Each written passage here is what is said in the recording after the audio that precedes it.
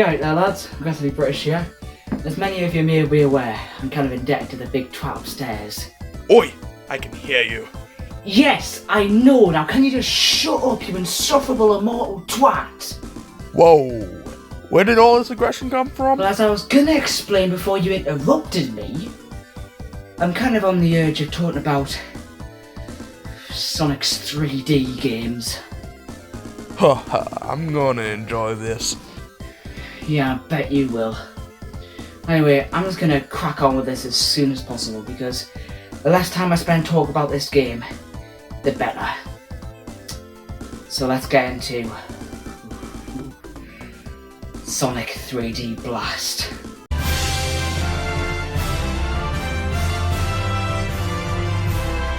Sonic 3D Blast was released on the Sega Mega Drive and later the Sega Saturn in November 1996 and February 1997 respectively. It's notable for being Sonic's first attempt to break into the third dimension, which was a trend that a load of game series were following at that point.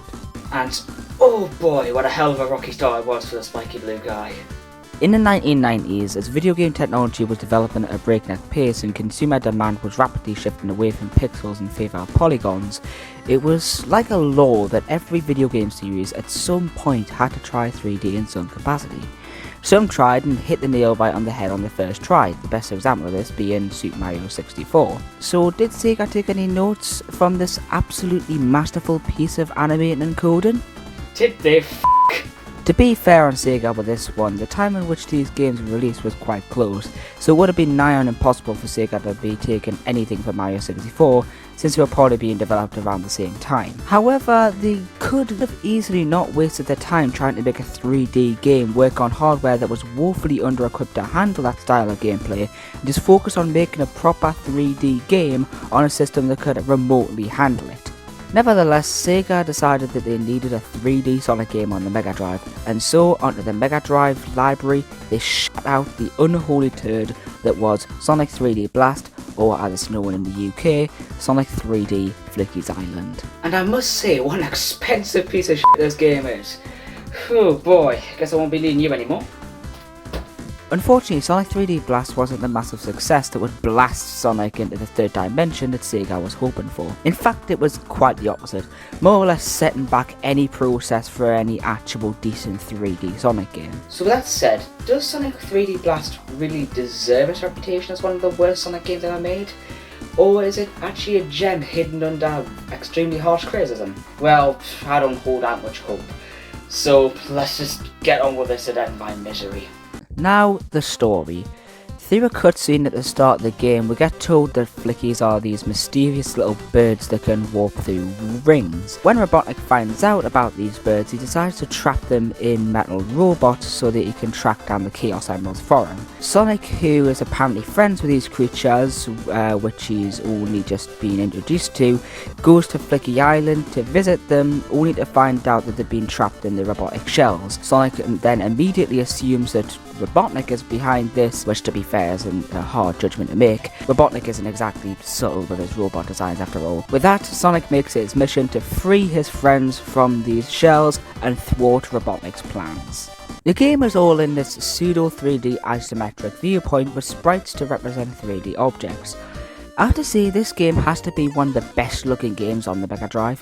The fact that this is even running on a Mega Drive, let alone at a solid frame rate, is positively stunning and masterful work from the dev team. Also, on the Mega Drive version, the game starts off with a 10 or so second long FMV. In case you don't know how much of a big deal this was, Sega created an add-on for the Mega Drive 3 years before this, the Mega CD, and one of the selling points of that is that it would let the Mega Drive display FMVs.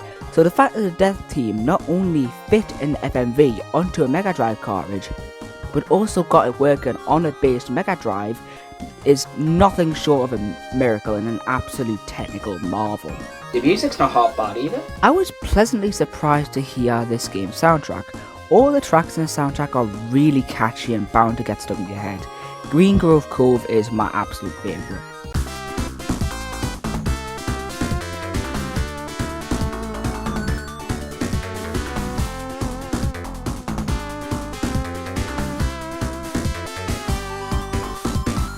Just like Sonic 3, Sonic 3D Blast retains the idea of having similar yet somewhat different tracks for the second act of each zone. This keeps this soundtrack sounding fresh and interesting while not feeling out of place for the zone that they're playing in.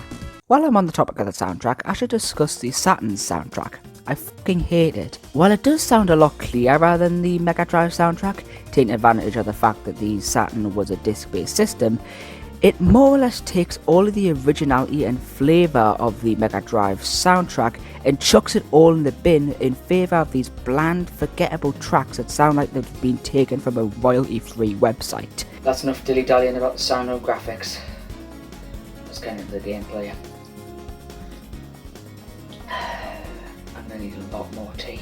The gameplay of Sonic 3D Blast is, let's just say, unique. Instead of being a 3D isometric platformer like I expected and dreaded going into this game, it's more of an isometric collectathon with the main goal of each act being to hunt down Robotnik's badniks, rescue the Flickies trapped within them by destroying the badnik and running into the Flicky and bringing them back to this ring.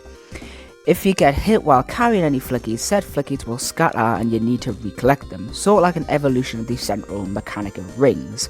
It's from this ring you can then make progress to the next part of the act. The game itself is split into 8 zones. Each of these zones, barring the final zone, are further split up into 3 acts. The first and second acts of each zone usually consist of 3 parts, and the third act is just a fight against the mad old Dr. Robotnik himself. Now on the surface, for someone who really likes the platform and collectathon genre, this sounds really fun. An isometric 3D platform and collectathon with Sonic at the centre. But where this game falls flat on its face is with the controls. I don't know how to describe it, but the controls in this game feel like Robotnik went across all the zones and covered them in more grease that exists on this planet. When the entire point of this game is for you to precisely take out enemies, you'll probably need to be able to move your fucking character with ease. Instead, the slippery and imprecise controls leads to instances where I can barely jump on power boxes, and that can lead to even the most basic of enemies feel like a fucking boss battle. What's worse is the fact that sometimes, due to their small size, it can be really hard and frustrating to pick up a flicky that you just dropped. This is a really common occurrence, as the horrible controls will lead you to bump into almost everything you see like a drunk dad on New Year's Eve. Now, with all that said, let's take a deeper dive into each of the zones. Still gonna need more tea. Green Grove Zone. This is a relatively good opening zone which gets you used to the isometric viewpoint. The layout of the stages themselves are pretty straightforward, and there's a wide variety of different badniks to get you used to the different styles of attack. You have one that's stationary apart from a spiky ball that's circling it. There's one which jumps between 2 holes which you need to intercept mid-jump, and there's one that just does whatever the fuck it wants. Instead of finding a big ring or taking 50 rings to a checkpoint or to the end of the level, this game decides to make a freakish Frankenstein's monster-esque amalgamation of the two. What you need to do is collect 50 rings and then find either Knuckles or Tails somewhere within the act. You then give those 50 rings to them and get sent directly to the special stage. I'll talk about the special stages later because, oh boy, I have a lot to say about those. The boss, I don't like it. It takes place in this arena with certain parts of it raised up. The whole idea of this fight is that you let Robotnik drop and retrieve a spiky ball. You then need to attack him from a greater height, I think.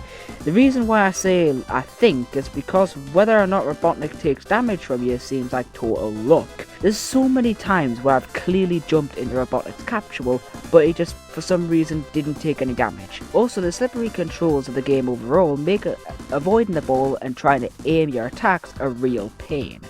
It's an okay zone overall, but the boss seriously lets it down. Rusty Ruin. Fuck this zone.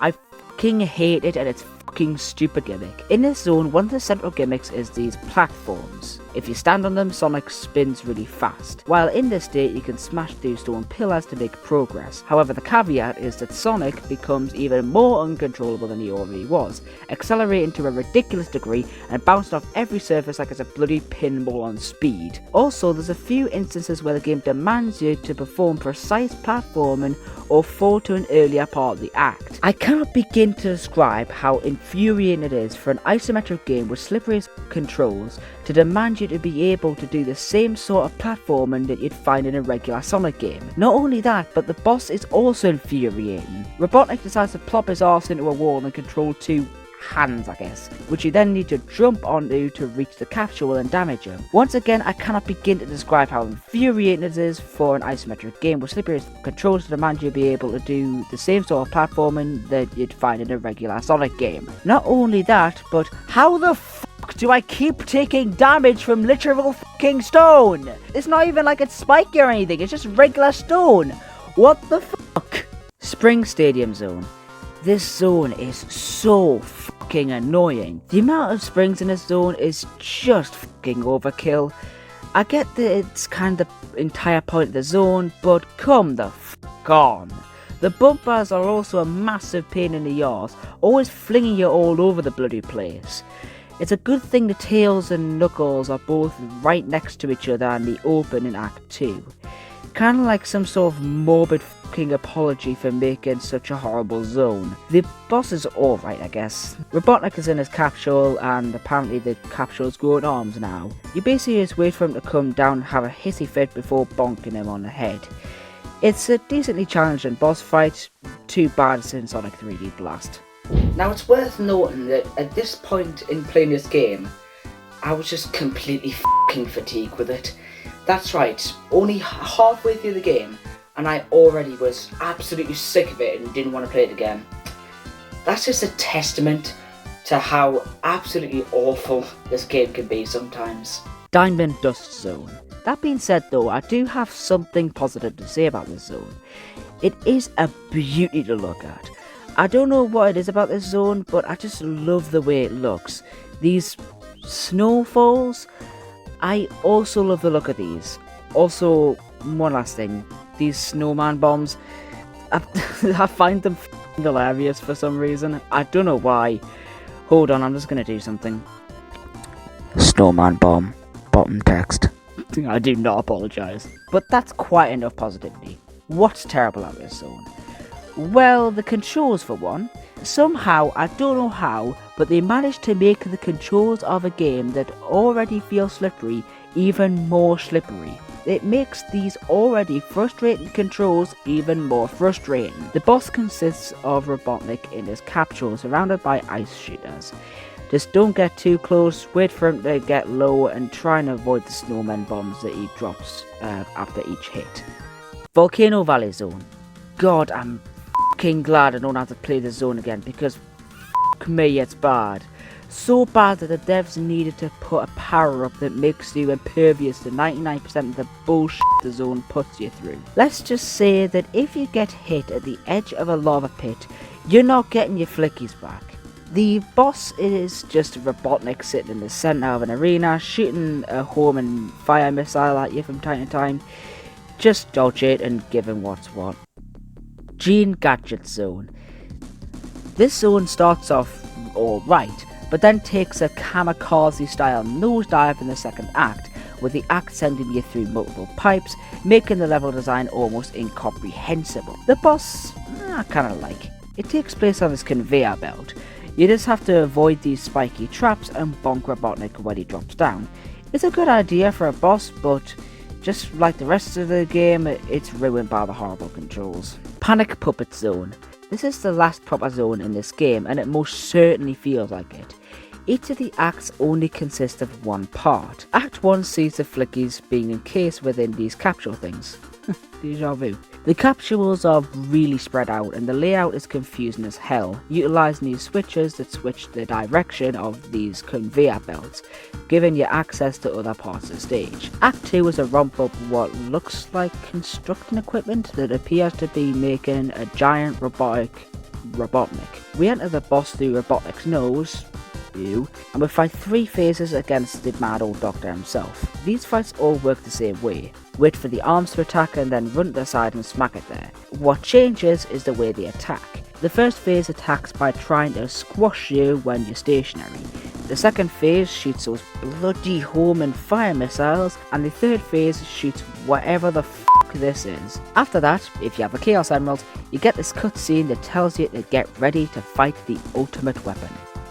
Well, let's fucking go, game. I'll put with your shit for this long, so this better be good. The final fight. Okay, I must admit that this was a really rewarding fight to put down. It most certainly kept me on my toes at least. It consists of 5 phases in rotation. The first phase shoots lasers out of its hands which you need to avoid. The second phase shoots fiery missiles. The third phase puts you on narrow platforms with spiky hands trying to crush you. The fourth phase shoots bombs in the air which you then need to avoid by looking for the spots on the ground with the ball. And the fifth phase puts you on a small platform which Robotnik spits bouncy balls on. This fight is overall varied and interesting, not to mention challenging. Once again, too bad it's in Sonic 3D Blast. So that ends the customary look into each of the zones. So now let's take a quick look at the special stages.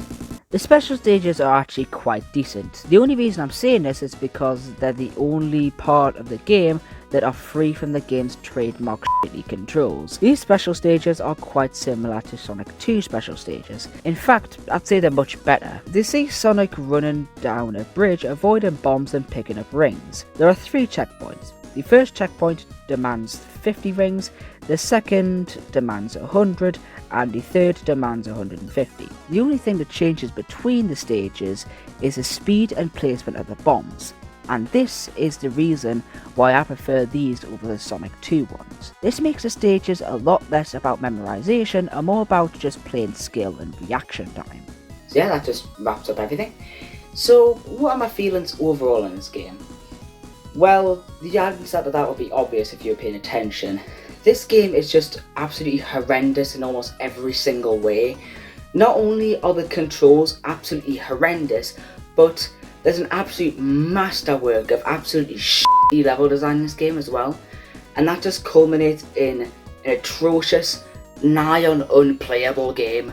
In fact, the only thing that I can comfortably say is good about this game is its soundtrack. And even then, so what? A game is nothing without good gameplay, and boy does this game not have that. So yeah, overall, this game. I hate it. I would never have to play it again.